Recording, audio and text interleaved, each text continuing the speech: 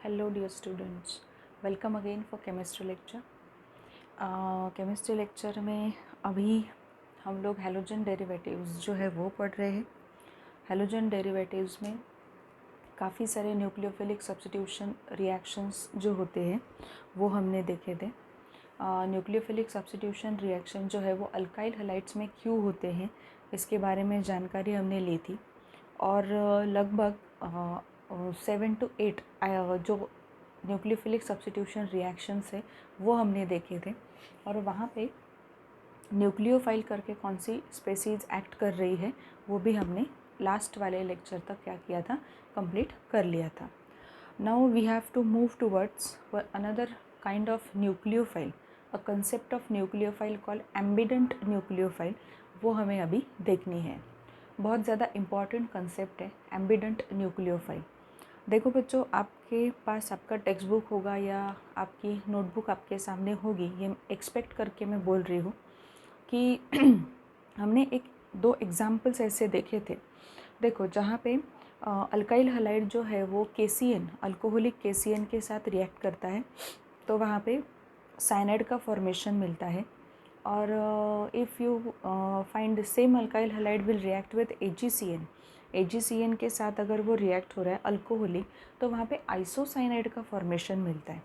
मतलब ऐसे रिएक्शन हमने देखे हैं। सपोज RX है, यहाँ पे KCN है, यहाँ पे अल्कोहलिक KCN है, यहाँ पे RCN का फॉर्मेशन होगा प्लस KX तो होगा ही। एंड नेक्स्ट रिएक्शन देखी थी RX है यहाँ पे प्लस AgCN है, वो भी अल्कोहलिक, यहाँ पे RNC का फॉर्मेशन हुआ था प्लस AgX यहाँ पे आपको मिला था। इस तरीके के दो रिएक्शंस हमने आपके न्यूक्लियोफिलिक सब्स्टिट्यूशन रिएक्शन जितने मैंने दिए हैं ना, जनरल न्यूक्लियोफिलिक सब्स्टिट्यूशन रिएक्शन, उसमें मैंने वो रिएक्शन आपको दिए थे। अब उस रिएक्शन में मैंने कहा भी था आपको, वो कंसेप्ट को थोड़ा सा मैंने आपको एक हिंट भी दी थी कि यहाँ अगर आप देखो तो यहाँ CN मतलब यहाँ पे साइनाइड का फॉर्मेशन हो रहा है और यहाँ पे CN होने के बावजूद भी यहाँ जो अल्काइल से अटैच हो रहा है वो डायरेक्टली N है, NC, ठीक है, मतलब आइसोसाइनाइड का फॉर्मेशन हो रहा है। अब ऐसा क्यों होता है? ऐसे कौन से न्यूक्लियोफाइल है कि जो उनके स्पेसीज़ में दोनों भी एटम से क्या कर सकते हैं, दोनों भी एटम के साइड से दूसरे सबस्ट्रेट पे अटैक कर सकते हैं? वो न्यूक्लियोफाइल को एम्बिडेंट न्यूक्लियोफाइल कहा जाएगा and that we are going to deal with today. ठीक है, सो ये देखो, यहाँ पे साइनाइड का मैंने आपको दिया है एग्जाम्पल। साइनाइड आयन को इस तरीके से लिखा जाता है, ठीक है। अब साइनाइड आयन जो है इसका रेजोनेंस भी तो दिखाई दे सकता है, रेजोनेंस हो सकता है। यहाँ पे देखो रेजोनेंस दिखाया है, ये इलेक्ट्रॉन यहाँ पे मूव हो गया। एक्चुअल में रेजोनेंस नहीं बोल सकते, बट यस एक रेजोनेटिंग स्ट्रक्चर मिल रहा है, तो यहाँ पे मैंने वो दे दिया। अब साइनाइड आयन आप ये ऑब्ज़र्व करो या ये रेजोनेटिंग स्ट्रक्चर वाला साइनाइड आयन आप ऑब्ज़र्व करो। बेसिकली यही करना चाहिए बिकॉज हम यही यूज़ करते हैं। ये जस्ट मैंने आपके हेल्प के लिए रेजोनेंस वहाँ पे दिखाया है। सो यहाँ पे क्या होगा, सपोज़ अगर KCN की हम बात करते हैं ना, यहाँ पे अल्कोहलिक है, ठीक है, मतलब अल्कोहलिक क्या है, वो alcohol act as a solvent करके वो वहाँ पे एक्ट हो रहा है। तो अल्कोहलिक KCN के साथ अगर हम वहाँ पे रिएक्शन कर रहे हैं, KCN is basically ionic in nature. आपको ये चीज़ पता होनी चाहिए। K मतलब कौन है, पोटेशियम, स्ट्रांगली इलेक्ट्रोपॉजिटिव होता है, ठीक है, और CN मतलब साइनाइड आयन है वो, तो उनके बीच में आयनिक बॉन्ड वहाँ पे बनता है और KCN पोटेशियम साइनाइड एक आयनिक कंपाउंड वहाँ पे तैयार हो जाता है। इसलिए मैंने लिखा है कि KCN is ionic in nature. KCN का स्ट्रक्चर कुछ इस तरीके से आपको दिखाई देगा। K पे क्या होगा, उसमें पॉजिटिव होगा, और CN ये जो पार्ट है ये पूरा C के ऊपर एक्चुअल में निगेटिव लिखा जाता है। बट आगे कहानी थोड़ी अलग हो जाती है। फॉर्मेशन ऑफ साइनाइड यहाँ पे आपको मिल रहा है, साइनाइड का फॉर्मेशन। अब यहाँ पे अगर हम देखें तो यहाँ पे ये जो साइनाइड आयन है बेसिकली इस साइनाइड आयन की हम बात कर रहे हैं। ये जो साइनाइड आयन है हमारा, ये साइनाइड आयन आपका एक्ट कर रहा है रिएक्शन में एज अ न्यूक्लियोफाइल की तरह वो एक्ट कर रहा है। न्यूक्लियोफाइल हमारे जो भी डेफिनेशन है उस को अगर देखो, न्यूक्लियोफाइल के डेफिनेशन को अगर देखो तो न्यूक्लियोफाइल कौन होता है? जो इलेक्ट्रॉन पेयर को डोमिनेट भी तो कर सकता है, जो इलेक्ट्रॉन रीच होता है वो न्यूक्लियोफाइल होता है। तो उस सेंस से अगर आप देखो यहाँ पे, तो कार्बन के पास भी क्या है, यहाँ पे इलेक्ट्रॉन पेयर है और नाइट्रोजन के पास भी क्या है, इलेक्ट्रॉन पेयर है। तो यहाँ पे ये सीन कुछ क्रिएट हो सकता है कि अगर साइनाइड आयन को वहाँ पे आप इन्वॉल्व करते हो एज अ न्यूक्लियोफाइल, ठीक है, बट अगर KCN NaCN अगर होगा तो वहाँ पे वो कार्बन की साइड से अटैक करेगा और यहाँ पे आपको मिलेगा R और C, मतलब कार्बन कार्बन बॉन्ड जो है वो आपको यहाँ पे मिलेगा। अब ऐसा क्यों होता है? Carbon carbon bond is much stronger than carbon nitrogen bond, ठीक है। ये आयनिक कंपाउंड अगर है यहाँ पे तो मैं बात कर रही हूँ, या KCN की जगह पे NaCN भी हो सकता है। But when you come to AgCN पे अगर आप आते हो, AgCN क्या है? सिल्वर साइनाइड है। तो सिल्वर साइनाइड जो है is mainly a covalent compound. ये कोवैलेंट कंपाउंड, ये कोई आयनिक कंपाउंड नहीं है, ये कोवैलेंट कंपाउंड है। इस तरीके से कुछ स्ट्रक्चर उसका होता है, Ag पे पॉजिटिव आता है और ये पूरा जो है ये निगेटिव पे आता है। अब अगर हम यहाँ पे देखें, ठीक है, तो AgCN में अटैक ऑकर्स थ्रू नाइट्रोजन। यहाँ पे AgCN का अगर स्ट्रक्चर आप देखते हो ना बेसिकली, तो नाइट्रोजन के ऊपर आपको क्या मिल रहा है, वहाँ पे इलेक्ट्रॉन पेयर मिल रहा है और ये यहाँ पे कोवैलेंटली बॉन्डेड है। कोवैलेंटली बॉन्डेड होने की वजह से ये होता है, कार्बन की तरफ से कार्बन पर अटैक होना वहाँ पे पॉसिबल नहीं होता कोवैलेंट कंडीशन में, बट यहाँ पे अटैक जो हो रहा है वो नाइट्रोजन के थ्रू वहाँ पे अटैक होता है and hence we will get formation of isocyanide, ठीक है। आइसोसाइनाइड का फॉर्मेशन यहाँ पे मिल गया। मतलब डिपेंड होता है कि आपने कौन सा पर्टिकुलर कंपाउंड लिया है।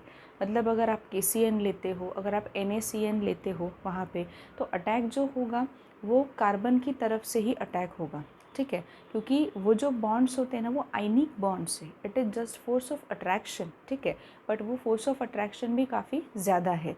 कोवैलेंट में वैसे नहीं होता है। कोवैलेंट में अगर आप यहाँ पे देखो तो कोवैलेंट में वैसे भी अगर आप बॉन्ड की कंपैरिजन करो, आयनिक बॉन्ड जो होता है वो स्ट्रॉन्ग होता है then covalent bond. Covalent bond की अगर आप कंपैरिजन करते हो तो कोवैलेंट बॉन्ड में शेड पेयर ऑफ इलेक्ट्रॉन्स होते हैं और ये जो शेड पेयर ऑफ इलेक्ट्रॉन्स है ना, ये shared pair of electron nitrogen के पास क्या है, देखो नाइट्रोजन के पास बेसिकली आपका ये मिल रहा है, जो भी हम बोल सकते हैं क्या, वो लोन पेयर वहाँ पे प्रेजेंट है। यहाँ पे C के ऊपर कोई लोन पेयर वगैरह प्रेजेंट नहीं है, ठीक है, C के ऊपर कोई लोन पेयर वगैरह प्रेजेंट नहीं है, नाइट्रोजन के ऊपर प्रेजेंट है। यहाँ क्या हो रहा है, यहाँ पे आयनिक बॉन्ड का फॉर्मेशन है, K प्लस एंड CN- में फोर्स ऑफ अट्रैक्शन बन रहा है। This is not the ionic bond formation. यहाँ पे Ag+ भी मत लिखो, ये गलती से लिखा मैंने, Ag+ भी नहीं लिख सकते क्योंकि कोवैलेंट बॉन्ड है। यहाँ पे सिर्फ नाइट्रोजन के पास क्या दिखाई देता है, स्ट्रक्चर में AgCN के स्ट्रक्चर में नाइट्रोजन के ऊपर ही सिर्फ क्या है, वहाँ पे लोन पेयर है। मतलब कौन न्यूक्लियोफाइल की तरह एक्ट कर सकता है, स्ट्रक्चर में अगर देखो तो नाइट्रोजन जो होगा वो न्यूक्लियोफाइल की तरह एक्ट करेगा और वो खुद वहाँ पे क्या करेगा, जो इलेक्ट्रोफिलिक सेंटर है उसके साथ वो अटैच हो जाएगा। So basically this is the reason why we form cyanide and isocyanide, ठीक है। मतलब साइनाइड आयन को एम्बिडेंट क्यों कहा जाता है, कभी कभी वो कार्बन की साइड से भी अटैक करता है और कभी कभी वो नाइट्रोजन की साइड से भी अटैक करता है, बेस्ड ऑन अ कंपाउंड, ठीक है। आपने जो कंपाउंड लिया है वो आयनिक कंपाउंड लिया है या कोवैलेंट कंपाउंड लिया है, उस पे बेस्ड होगा आपका जो साइनाइड आयन है, वो साइनाइड आयन किस तरीके से अटैक करेगा। बट बेसिकली इसमें ये प्रॉपर्टी दिखाई दे रही है, इसलिए साइनाइड आयन को क्या कहा जाएगा बच्चों, एम्बिडेंट न्यूक्लियोफाइल। दोनों तरीके से, मतलब दोनों साइड से इलेक्ट्रोफिलिक सेंटर पे अटैक वो कर सकता है, इसलिए उसको कहा जाता है एम्बिडेंट न्यूक्लियोफाइल। That's it. ये एम्बिडेंट न्यूक्लियोफाइल की क्या है, वहाँ पे एक पूरी कहानी है। इस पर कोई क्वेश्चन वगैरह आपको नहीं आएगा, बट जस्ट हमें पता होना चाहिए कि एम्बिडेंट न्यूक्लियोफाइल अगर पूछा गया तो एम्बिडेंट न्यूक्लियोफाइल एग्जैक्टली होता क्या है। एम्बिडेंट न्यूक्लियोफाइल में और एक एग्जाम्पल उन्होंने दिया है, जैसे साइनाइड का है, ये है NO2 आपका वहाँ पे उन्होंने दिया हुआ है। NO2 माइनस मतलब नाइट्राइट आयन, नाइट्रेट नहीं, NO3 माइनस नहीं है, NO2 माइनस है, नाइट्राइट आयन जो है उसका एग्जाम्पल है। अब स्ट्रक्चर में अगर आप देखो यहाँ से तो आप खुद ये बोल सकते हो कि नहीं मैम ये तो ऑक्सीजन की तरफ से भी अटैक कर सकता है, नाइट्रोजन के पास भी तो इलेक्ट्रॉन पेयर है, नाइट्रोजन भी तो इलेक्ट्रॉन पेयर वहाँ पे दे सकता है। मतलब यहाँ पे कंडीशन अप्लाई जो रहेगी वो अलग रहेगी। यहाँ पे कंडीशन के इसमें अगर आप देखो तो वो आप यहाँ पे क्या कर सकते हो, कंडीशन ऊपर की ही नीचे आपको अप्लाई करनी है। जैसे आपको यहाँ पे क्वेश्चन उन्होंने पूछा है बच्चों, बहुत ही सिंपल क्वेश्चन पूछा है पेज नंबर 220 पे। कैन यू टेल, एक क्वेश्चन पूछा है आपको, वो मैं पढ़ रही हूँ, प्लीज़ आपके टेक्स्ट बुक को साथ में रखो। एक पिंक कलर के बॉक्स में क्वेश्चन दिया हुआ है, alkyl halides when treated with alcoholic solution of silver nitrite AgNO2, silver nitrite का solution, it gives nitro alkane. Yes, nitro alkane वहाँ पे मिलता है। Whereas sodium nitrite they give alkyl nitrites, explain. अब देखो, आप खुद यहाँ पे देखो कि क्वेश्चन कैसे आपको उन्होंने दिया है। अब उन्होंने ये पूछने की कोशिश की है यहाँ पे कि जब अगर आपने ये लिया अल्काइल हलाइड लिया, अल्काइल हलाइड जो है उसको आप ट्रीट कर रहे हो सिल्वर नाइट्राइट के साथ AgNO2 and that too alcoholic AgNO2, alcoholic AgNO2, at such time you will get RNO2, nitro alkane यहाँ पे मिलता है और AgX का प्रेसिपिटेट वहाँ पे फॉर्म हो जाता है। वो लिखने की ज़रूरत नहीं है, वो यहाँ पे लिखने की ज़रूरत नहीं है, एक्चुअल में जब आएगा तब मैं बता दूँगी, पूरी रिएक्शन आपको लिखनी पड़ेगी। बट अगर RX यहाँ पे हमने लिया और इसकी रिएक्शन हमने की NaNO2 के साथ, ये भी अल्कोहलिक सॉल्यूशन है, सोडियम नाइट्राइट का अल्कोहलिक सॉल्यूशन, तो उस वक्त वो क्या फॉर्म करेगा, उस वक्त वो वहाँ पे फॉर्म करता है सिल्वर, जो भी अल्काइल नाइट्राइट है वो वहाँ पे फॉर्म होगा। अब यहाँ पे अगर उन्होंने दिया कि नाइट्रो अल्केन का फॉर्मेशन एक तरफ हो रहा है, एक तरफ आपका जो भी अल्काइल नाइट्राइट है उसका फॉर्मेशन हो रहा है, ऐसा क्यों हो रहा है, ठीक है, मतलब इस तरीके से वो रिएक्शन क्यों आगे बढ़ रही है। मतलब यहाँ पे तो RNO2 नाइट्रो अल्केन का फॉर्मेशन होगा, ये तो फिक्स है, बट नीचे अगर आप देखो कि अगर वहाँ पे sodium nitrite they give alkyl nitrite, sodium nitrite के साथ अगर रिएक्शन हो तो अल्काइल नाइट्राइट फॉर्म होता है, ऐसा क्यों होगा, ये वहाँ पे एक क्वेश्चन है। एक क्वेश्चन का आंसर बताने की कोशिश आप करो, नहीं तो नेक्स्ट लेक्चर में आंसर मैं आपको दे दूँगी। काफ़ी सिंपल वाला क्वेश्चन है, आप नाइट्राइट यही साथ आपको माइंड में रखना है, नाइट्राइट की बात हो रही है, नाइट्रेट की नहीं, AgNO2 और NaNO2 की बात हो रही है, वो दोनों को आपको अल्काइल हैलाइड के साथ रिएक्ट करना है एंड रिस्पेक्टिवली आपको नाइट्रो अल्केन एंड नाइट्राइट ये प्रोडक्ट मिल रहे। ऐसे प्रोडक्ट्स आपको क्यों अलग अलग मिल रहे ये आपको वहाँ पे बताना है, ठीक है। कीपिंग इन माइंड दैट कि ये नाइट्राइट आयन के बारे में आपने एम्बिडेंट न्यूक्लियोफाइल वाला नेचर उसका पढ़ लिया है, ठीक है। So this is the hint you can से, तो इस तरीके से आपको उसका आंसर देना है। Now we will be moving towards mechanism of SN reaction, काफ़ी इम्पॉर्टेंट रिएक्शन है। जो रिएक्शन हम वहाँ पे देखते हैं, रिएक्शन में अगर हम देखें तो रिएक्शन में मेकेनिज़्म एग्जैक्टली क्या होता है, हमें पता होना चाहिए कि रिएक्शन आगे कैसे एग्जैक्टली बढ़ रही है। सो वही हम अब देखने वाले हैं। न्यूक्लियोफिलिक सब्स्टिट्यूशन रिएक्शंस को काफ़ी पढ़ लिया है हमने। न्यूक्लियोफिलिक सब्स्टिट्यूशन रिएक्शंस में न्यूक्लियोफाइल करके कौन एक्ट करता है ये भी हमने जान लिया है। इसके बाद हमने न्यूक्लियोफाइल का एक स्पेशल कंसेप्ट है एम्बेडेड न्यूक्लियोफाइल, वो भी कंप्लीट कर लिया है। And now we will be moving towards SN mechanism. SN मतलब न्यूक्लियोफिलिक सब्स्टिट्यूशन रिएक्शन की जो मैकेनिज़्म है उस पर हम थोड़ा सा फोकस करने वाले हैं, तो वो हम अब शुरू करने जा रहे हैं। चलो बच्चों, ये स्टार्ट करते हैं, SN रिएक्शन की मैकेनिज़्म का पार्ट स्टार्ट करते हैं। Then we will be moving towards your SN2 and SN1 reaction. दो मैकेनिज़म्स ऑब्जर्व होते हैं, तो मैकेनिज़्म के बेसिस पे actually nucleophilic substitution bimolecular and nucleophilic substitution unimolecular, ये कंसेप्ट्स वहाँ पे क्रिएट हो गए हैं। सो बेसिक से पॉइंट्स जो है वो पहले देख लेते हैं। If you want you can note down this points in your notebook. कुछ पॉइंट्स ऐसे हैं कि मैं यहाँ पे नहीं लिख रही हूँ बट मैं आपको एक्सप्लेन कर रही हूँ, वो भी पॉइंट्स आप रनिंग नोट्स में निकालते जाओ। सो देखो, mechanism of SN reaction, basically क्या क्या ऑब्जर्व करना है, बेसिकली कैसे कैसे रिएक्शन में मैकेनिज़्म होती है, क्या हो रहा है, ये हम देख रहे हैं। हेलोजन एटम के detach from the carbon and new bond is form between electrophilic carbon and nucleophile. बहुत ही सिंपल है। सबसे पहली स्टेप वहाँ पे इस तरीके से उन्होंने दी है कि होता क्या है एग्जैक्टली कि अल्काइल हलाइड में जो कार्बन टू हेलोजन जो बॉन्ड है वो टूट जाता है और फिर कार्बन टू न्यूक्लियोफाइल एक न्यू बॉन्ड वहाँ पे क्रिएट होता है। ये हो कैसे रहा है? देखो, सबसे पहले तो हमें ये देखना है कि R और X के बीच में बॉन्ड है, मतलब कार्बन टू हेलोजन के बीच में बॉन्ड है, तो यहाँ पे ये हेटेरोलिसिस होगा। हेटेरोलिसिस होगा। हेटेरोलिसिस में हमने क्या देखा था? Heterolysis is a kind of bond cleavage, bond cleavage है वो।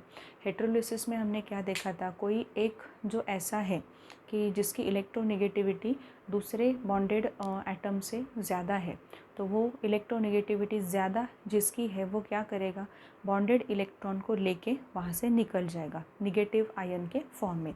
ये हमने हेटेरोलिसिस में देखा था। And hence we will get carbocation formation and anion formation as well. ये भी हमने वहाँ पे अच्छे से देखा है। ठीक है, अब यहाँ पे क्या होगा आप खुद यहाँ पे ऑब्जर्व कर सकते हो। R के ऊपर पॉजिटिव आएगा। R मतलब कौन है? कार्बन ही तो है। कार्बन के ऊपर पॉजिटिव आएगा। यहाँ पे X जो है उसके ऊपर निगेटिव। क्यों? क्योंकि ये जो बॉन्डेड इलेक्ट्रॉन्स है ना, वो X ने क्या किए? वहाँ पे ले लिए और वो वहाँ से निकल गया। ठीक है, ये एक है। और यहाँ पे दूसरा बॉन्ड यहाँ पे क्रिएट हो रहा है, वो बॉन्ड है R और न्यूक्लियोफाइल के बीच में। अब R जो है मतलब यहाँ का जो कार्बन है वो तो इलेक्ट्रोफिलिक सेंटर बन गया, उसके पास तो इलेक्ट्रॉन की कमी हो गई, क्योंकि उसके इलेक्ट्रॉन जो थे वो कौन लेके भाग गया है वहाँ पे? वो जो हैलोजन है वो लेके वहाँ से निकल गया। इसलिए न्यूक्लियोफाइल क्या करेगा? इस पे अटैक करेगा and thereby you will get this formation of a new bond RNU, मतलब कार्बन टू न्यूक्लियोफाइल एक न्यू बॉन्ड का फॉर्मेशन आपको मिलेगा। और ये जो X है ना आपका, ये X जो है ये माइनस अनायन के फॉर्म में वहाँ से निकल जाएगा। ये जो X यहाँ पे दिया हुआ है, इस X को क्या कहा जाता है? इसे लिविंग ग्रुप कहा जाएगा। लिविंग ग्रुप, एक्चुअल में वो एटम है बट बोलते वक्त ऐसा बोलते हैं कि वो लिविंग ग्रुप है, तो लिविंग ग्रुप वहाँ पे कहा जाएगा। उसी के बारे में लिखा है। Formation of halide ion, halide ion जो है वो यहाँ पे फॉर्म हुआ है, मतलब क्लोरीन होगा तो क्लोराइड होगा, ब्रोमीन होगा तो ब्रोमाइड होगा, आयोडीन होगा तो आयोडाइड होगा। इस तरीके से हलाइड आयन का फॉर्मेशन हो रहा है। Halogen in alkyl halide, halogen in alkyl halide is said to be a leaving group. उसको क्या कहा जाएगा? लिविंग ग्रुप कहा जाएगा। ये कोई डेफिनेशन नहीं है लिविंग ग्रुप की। लिविंग ग्रुप को, लिविंग ग्रुप कहाँ पे है ये बोला है यहाँ पे। लिविंग ग्रुप की डेफिनेशन नीचे के पॉइंट में मैंने लिखी है। Leaving group is the group which leaves the carbon by taking away the bond pair of electrons. ये इंपॉर्टेंट है। लिविंग ग्रुप क्या होता है? It is the group which takes away electron and leave from the carbon. वही हुआ है यहाँ पे। क्या हुआ? कार्बन टू हेलोजन बॉन्ड था, इस हेलोजन ने उसके इलेक्ट्रोनेगेटिविटी के वजह से हेट्रोलिसिस किया वहाँ पे, और ये जो बॉन्डेड इलेक्ट्रॉन्स है उसको लेके वो अनायन के फॉर्म में, हलाइड के फॉर्म में आपको मिला। इसलिए हेलोजन को क्या कहा जाएगा? लिविंग ग्रुप कहा जाएगा। सो आपको जब डेफिनेशन पूछी जाती है लिविंग ग्रुप की, तो आपको ये 2 पॉइंट्स जो है ये लिखने हैं। 2 पॉइंट्स को मर्ज करके आप लिविंग ग्रुप की डेफिनेशन वहाँ पे लिख सकते हो। नेक्स्ट देखो, the description about sequence and the way in which changes occur in a substrate is called mechanism of the reaction. अब सबस्ट्रेट कौन सा है आपका? ये जो है जिसमें चेंजेस हो रहे हैं, जिसमें आगे प्रोडक्ट में नए नए बॉन्ड्स वहाँ पे तैयार हो रहे, वो सबस्ट्रेट है। ठीक है, वो जो सबस्ट्रेट है, सबस्ट्रेट में चेंजेस कैसे हो रहे हैं उसका जो सीक्वेंस है, ठीक है, वो सीक्वेंस हमें बताया जाएगा, उसका डिस्क्रिप्शन दिया जाएगा। उसी को क्या कहा जाता है? रिएक्शन मैकेनिज़्म कहा जाता है। एक्चुअल में ये जो डेफिनेशन मैंने यहाँ पे दी है मैकेनिज़्म ऑफ रिएक्शन की, ये डेफिनेशन से बहुत ज़्यादा अच्छी डेफिनेशन आपके टेक्स्ट बुक में उन्होंने मेंशन की है। उन्होंने ऐसे कहा है कि सबसे पहले एक्चुअल में I am talking about only nucleophilic substitution reaction mechanism, nothing else, ठीक है। न्यूक्लियोफिलिक सब्स्टिट्यूशन रिएक्शन मैकेनिज्म में न्यूक्लियोफाइल जो है वो आर के साथ बॉन्ड बना रहा है और ये जो है ये लीव कर रहा है। एक्चुअल में हो क्या रहा है, देखो पहले से अगर स्टेप बाय स्टेप अगर आप थोड़ा सा विजुअलाइज करो, एक पिक्चर को विजुअलाइज करो, सीन एग्जैक्टली कैसे क्रिएट हुआ है, हैलोजन जो है वो हलाइड आयन में कैसे कन्वर्ट हुआ है, ये अगर आपने देखा तो यहाँ पे आपको कहाँ से स्टार्ट करना पड़ेगा। देखो मैं पहले बता रही हूँ आपको कि R और X मतलब कार्बन और हैलोजन के बीच में क्या है, एक बॉन्ड है। अब कार्बन और हैलोजन की इलेक्ट्रोनेगेटिविटी को अगर आप कंसिडर करो तो उसमें काफ़ी सारा डिफरेंस है। Electronegativity of halogen is much more greater than carbon, so it is the tendency of halogen to attract bond pair of electron towards itself. यही कर रहा है वो, हेट्रोलिसिस कर रहा है और बॉन्ड पेयर के जो इलेक्ट्रॉन है वो खुद की तरफ खींचने की कोशिश कर रहा है, दैट्स इट। उसकी वजह से हुआ क्या, उसकी वजह से यहाँ पे X माइनस तो निकल गया, बट यहाँ पे सेकेंड फॉर्म में ये हुआ, सेकेंड स्टेप में ये हुआ कि इलेक्ट्रोफिलिक कार्बन क्रिएट हो गया, कार्बोकेटायन का फॉर्मेशन हुआ। अब ये जो कार्बोकेटायन है, carbocation when comes in vicinity of the nucleophile, nucleophile और कार्बोकेटायन जो है वो अगर आमने सामने वहाँ पे आ जाएंगे तो न्यूक्लियोफाइल क्या करेगा, तुरंत इस कार्बोकेटायन की मदद के लिए जाएगा और इसी के लिए ही RNU एक नया बॉन्ड, न्यू बॉन्ड यहाँ पे फॉर्म हुआ है। ये न्यू बॉन्ड यहाँ पे फॉर्म हुआ और हलाइड जो है वो निकल गया as a leaving group, Lg leaving group करके निकल गया। एक्चुअल में ये सीक्वेंस है, ठीक है। ये जो सीक्वेंस है, this sequence is nothing but the mechanism of SN reaction. Mechanism of SN reaction का क्वेश्चन अगर आए तो please read your text book. In your text book they have given good definition of mechanism of SN reaction. So यही definition वो आपको जो है वो आपको टेक्स्ट बुक के थ्रू ही लिखनी है, ठीक है। ये जस्ट मैंने समझाने के लिए आपको दिया कि it is nothing but a detailed description, it is nothing but a detailed description about how the sequence goes, कि एग्जैक्टली न्यूक्लियोफाइल कब आया है पिक्चर में, एग्जैक्टली जो भी वहाँ पे हलाइड का फॉर्मेशन हुआ है ये क्यों हुआ है, उसके बाद न्यूक्लियोफाइल पिक्चर में आ गया, फिर कार्बोकेटायन का फॉर्मेशन पहले हुआ था इसलिए न्यूक्लियोफाइल ने क्या किया, कार्बोकेटायन पे अटैक किया। ये जो भी पॉइंट्स मैं अभी बोल रही हूँ ना, these are the points only included in the reaction mechanism. अगर इस रिएक्शन की हम मैकेनिज्म की बात करें तो एक्चुअल में वही आपको देखना है आगे इसमें कि SN1 और SN2 रिएक्शंस एग्जैक्टली क्या होते हैं, ठीक है। सो ये बेसिक जनरल थिंग्स थे कि जो हमने कंप्लीट कर लिए हैं SN रिएक्शन की मैकेनिज्म में। सो क्या क्या याद रखना है आपको, ये जो पॉइंट्स है यहाँ पे क्या क्या याद रखना है। सबसे पहले तो जो पुराना बॉन्ड है कार्बन और हैलोजन के बीच में वो टूटेगा, नया बॉन्ड कार्बन और न्यूक्लियोफाइल, न्यू न्यूक्लियोफाइल में नया बॉन्ड क्या होगा वहाँ पे डेवलप होगा। नेक्स्ट आपको वहाँ पे क्या करना है, नेक्स्ट आपको ये याद रखना है कि what is leaving group exactly, living group क्या होता है, ठीक है। लिविंग ग्रुप की इलेक्ट्रोनेगेटिविटी के बारे में याद रखना है, हेट्रोलिसिस हो रहा है ये याद रखना है, कार्बोकेटायन का फॉर्मेशन होगा ये याद रखना है, carbocation means your electrophilic centre ये भी याद रखना है, and then nucleophile attack on electrophilic centre and hence new bond formation takes place between carbon and your nucleophile. In this way reaction gets completed. ये मैं बोल रही हूँ बट एक्चुअल में ये रिएक्शन हो रही है कैसे, ये हमें अब क्या करना है, देखना है। ये हमने विजुअलाइज़ किया कि ऐसे हो रहा होगा वैसे हो रहा होगा, एक्चुअल में होता ऐसे ही है, बट एक्चुअल में कभी कभी रिएक्शन मैकेनिज्म में कुछ स्टेप्स ऐसे होते हैं ना कि वो स्टेप्स जो होते हैं वो काफ़ी फास्ट हो जाते हैं, साइमल्टेनियस हो जाते हैं, वो हम एक ही वे में बोल नहीं सकते। सो हम अब आगे बढ़ने वाले हैं टूवर्ड्स SN2 मैकेनिज़्म। तो SN2 मैकेनिज़्म क्या है वो हम देखेंगे, उसके बारे में डिटेल डिस्क्राइब मैं करूँगी। सो तब तक ये जो पॉइंट्स में यहाँ पे मैंने डिटेल में लिखे हैं ये पॉइंट्स को आपको क्या करना है, याद रखना है, ठीक है। सो ये पॉइंट्स बहुत ज़्यादा इम्पॉर्टेंट है। ये पॉइंट्स अगर आपके समझ में आ गए, ये जो नीचे वाला मैंने एक जनरल फॉर्म दिया है रिएक्शन में एग्जैक्टली हो क्या रहा है वो अगर समझ में आया, so you will not find any difficulty in SN2 and SN1 mechanism. अब यहाँ पे देखो बच्चों, SN2 मैकेनिज़्म की हम बात कर रहे हैं। अब यहाँ पे थोड़ा ध्यान देना पड़ेगा आपको। SN2 मैकेनिज़्म जो हम यहाँ पे देख रहे हैं एक्चुअल में SN2 क्यों कहा गया है ये भी पता होना चाहिए, क्योंकि कुछ बच्चे ऐसे होते हैं अभी तक आपने जो भी केमिकल काइनेटिक्स है या रेट ऑफ रिएक्शन है उसके बारे में 11th में पढ़ा है और 12th में भी मे बी केमिकल काइनेटिक्स का पार्ट सर ने कंप्लीट किया होगा। आपका नहीं भी किया है तो राइट नाउ आप थोड़े कंसेप्ट को सिर्फ समझने की कोशिश करो। देखो मैं आपको ये बता रही हूँ कि यहाँ पे ये जो SN रिएक्शन है ये तो ठीक है, बट ऊपर 2 लिखा है, ऊपर 2 लिखा जाना ये भी काफ़ी इम्पॉर्टेंट है। ठीक है, यही इम्पॉर्टेंट है रादर, क्योंकि ऊपर 2 लिखा है या 1 लिखा है इससे हमें पता चलता है कि रेट ऑफ रिएक्शन जो है मतलब वो एग्जैक्टली किस चीज़ पे डिपेंड है। बेसिकली हम ये करते हैं कि कोई भी ऑर्गेनिक केमिस्ट्री में अगर आप देखो तो रिएक्शन जो होती है, रिएक्शन का रेट जब वहाँ पे निकाला जाता है, ठीक है, तो रेट निकालते वक्त उस रिएक्शन में जो स्लोएस्ट स्टेप होती है ना, उस स्टेप को ध्यान में रखते हुए हम क्या निकालते हैं, रेट ऑफ रिएक्शन निकालते हैं।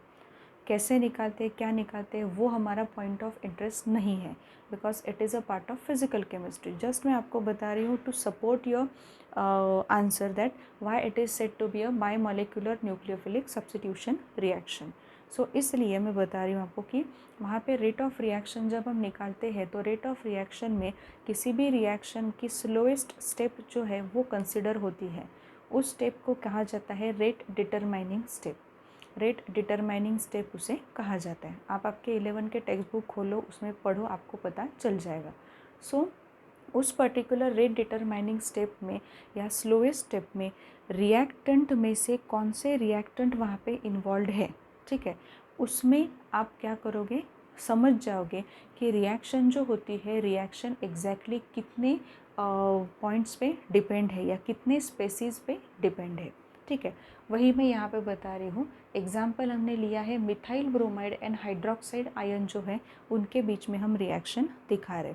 Reaction between methyl bromide and hydroxide ion, where hydroxide ion ये जो है, hydroxide ion act as a nucleophile.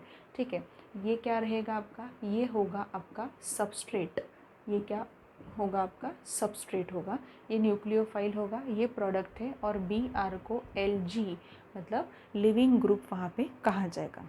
अब प्रोडक्ट में तो हमें पता है कि आप बोलोगे मैम ये न्यूक्लियोफाइल आया कहाँ से, आया कहाँ से, ये है आपका जो अल्कली है, जैसे KOH है, NaOH है, वो अगर आप यूज़ करते हो तो आपको OH minus as a nucleophile वहाँ पे मिल ही जाता है। That is not the important, लिखते वक्त NaOH KOH ऐसे नहीं लिखते, उसके साथ हम लिखेंगे OH माइनस के साथ रिएक्शन हो रही है, क्योंकि OH minus ion acts as a nucleophile and we are dealing with the nucleophilic substitution reaction. That's it. उसमें पॉजिटिव पार्ट कहा गया, ये कहा गया, वो कहा गया, अब यहाँ पे जानने की ज़रूरत नहीं है, because 7 to 8 chemical reactions which are nucleophilic substitution reactions है वो हम पढ़ चुके हैं पहले भी। ठीक है, सो यहाँ पे OH माइनस आयन क्या है, न्यूक्लियोफाइल है, तो यहाँ पे ऑब्वियसली क्या होगा, Br जो है वो निकल जाएगा, लिविंग ग्रुप है, और OH CH3 के साथ अटैच होके मेथेनॉल का फॉर्मेशन वहाँ पे होगा एंड ब्रोमाइड आयन आपको मिलेगा आपके प्रोडक्ट में। That's it. सो ये यहाँ पे आपको मिलेगा। अब यहाँ पे हम ये बोल सकते हैं कि रेट ऑफ रिएक्शन जो है ना, एक्चुअल में यहाँ पे अगर आप देखो तो rate of reaction depends upon both the species involve in a reaction. What do you mean by that, rate of reaction जो है मतलब स्लोएस्ट स्टेप अगर हमने कंसिडर की इस रिएक्शन की, तो इस रिएक्शन में जब RDS रेट डिटरमाइनिंग स्टेप जब आ रही है ना, तो उसमें ये दोनों भी इन्वॉल्व हो रहे हैं, मतलब मिथाइल ब्रोमाइड भी इन्वॉल्व है और न्यूक्लियोफाइल भी इन्वॉल्व है। इसका मतलब ये बनता है कि rate of reaction depends upon 2 species involve in the reaction. Substrate पे भी डिपेंड है और न्यूक्लियोफाइल पे भी रेट ऑफ रिएक्शन डिपेंड है। वही लिखा है मैंने, rate is equal to small k, वो हमने प्रोपोर्शनलिटी की साइन निकालने के लिए हमने वहाँ पे के लिखा, कॉन्सेंट्रेशन ऑफ CH3, वहाँ पे CH3 Br होना चाहिए यहाँ पे, ओके एक मिनट, यहाँ पे CH3 Br करो और यहाँ पे OH माइनस करो, क्योंकि ये रिएक्टेंट्स है हमारे, ये एक सबस्ट्रेट और एक न्यूक्लियोफाइल है। ये गलती से यहाँ पे हो गया था, वो करेक्ट करो, ठीक है। सो रेट ऑफ रिएक्शन जो है it depends upon both the substrate as well as on a nucleophile. Substrate कौन है यहाँ पे हमारा? सबस्ट्रेट है CH3Br, जिसमें चेंजेस होने वाले हैं, ठीक है। कौन है nucleophile? OH minus act as a nucleophile. जो मैं बोल रही हूँ अच्छे से सुनो, rate of the reaction depends upon both substrate as well as on nucleophile, hence rate is equal to K, CH3 concentration of CH3Br and concentration of OH minus, hence substitution nucleophilic biomolecular उन्होंने बताया है। Biomolecular क्यों है वहाँ पे, ये बोलने का मतलब अभी आपको समझ में आया होगा कि रिएक्शन को हम बायोमोलिक्यूलर बोल रहे हैं वहाँ पे। रिएक्शन को बायोमोलिक्यूलर वहाँ पे कब बोला जाता है? जब वहाँ पे rate of the reaction depends upon both substrate as well as on nucleophile, मतलब सबस्ट्रेट एक हुआ और न्यूक्लियोफाइल दो हुए, मतलब दो रिएक्टिंग स्पीसीज़ हैं हमारे पास, दोनों के दोनों इन्वॉल्व है आपके रेट डिटरमाइनिंग स्टेप में। Hence the rate of reaction depends on two factors, two species, hence reaction is said to be bimolecular. Nucleophilic substitution क्यों है वो तो मैंने आपको पहले भी बताया है, but it is just a part of bimolecular क्यों है, it is just a question of bimolecular क्यों है। तो बायमोलिक्यूलर क्यों है? Rate of reaction depends upon both substrate as well as on nucleophile. So the reaction, rate of reaction जो है, rate determining step जो है, उसमें आपको दोनों भी मिल रहे हैं वहाँ पे। सो इसलिए हम ये बोल सकते हैं कि रेट डिटरमाइनिंग स्टेप में दोनों भी स्पेसिस की इन्वॉल्वमेंट है, सबस्ट्रेट की भी है, न्यूक्लियोफाइल की भी है। तो reaction is said to be bimolecular substitution nucleophilic, और you can say bimolecular nucleophilic substitution, ठीक है। सो इस तरीके से ये पॉइंट आपके समझ में आया होगा। अब यहाँ पे देखो, reaction is a single step reaction. अब किस रिएक्शन की बात हो रही है? बेसिकली हमारी SN2 रिएक्शन जो है उसकी बात हो रही है। SN2 रिएक्शन क्या है बच्चों? बायमोलिक्यूलर है, मतलब बायमोलिक्यूलर है, दो स्पेसीज पे डिपेंड है, डजेंट मीन कि वो दो स्टेप में हो रही है। पॉइंट टू बी नोटेड, यहाँ पे ये पॉइंट बहुत अच्छे से याद रखो। SN2 रिएक्शन जो होती है वो एक ही स्टेप में कंप्लीट होती है। SN2 रिएक्शन एक ही स्टेप में कंप्लीट होती है। बायमोलिक्यूलर क्यों कहा गया है? Because rate of reaction depends on both substrate as well as on nucleophile, इसलिए बायमोलिक्यूलर कहा गया है। अदरवाइज रिएक्शन जो होती है वो एक स्टेप में कंप्लीट हो रही है। बायमोलिक्यूलर होना और रिएक्शन कितने स्टेप में कंप्लीट होना, इन दोनों का आपस में कोई रिलेशन नहीं है, ठीक है। बायमोलिक्यूलर कहा गया है कुछ अलग क्राइटेरिया को ध्यान में रखते हुए, और यहाँ पे रिएक्शन एक स्टेप में कंप्लीट हो रही है, ये हम प्रैक्टिकली वहाँ पे देख रहे हैं, ठीक है। सो देखो, bond breaking and bond formation takes place simultaneously. ये क्यों हो रहा है?